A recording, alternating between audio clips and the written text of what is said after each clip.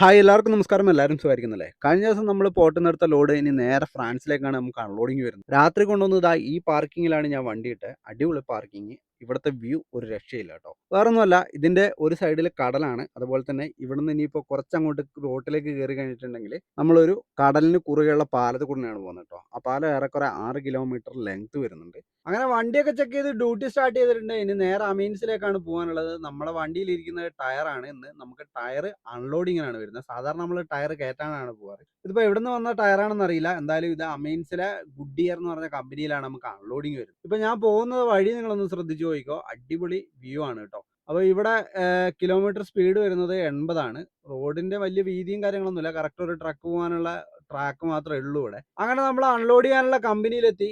Unload ചെയ്യാൻ വേണ്ടി റാമ്പിൽ വെച്ചപ്പോഴാണ് ഈ ഒരു സംഭവം ശ്രദ്ധിച്ചത്. ഇത് കണ്ടില്ലേ? ഇതിനകത്തൊരു മിഷ്യൻ വെച്ചിട്ട് എയർ വലിച്ചു കളയുന്നുണ്ട് കേട്ടോ.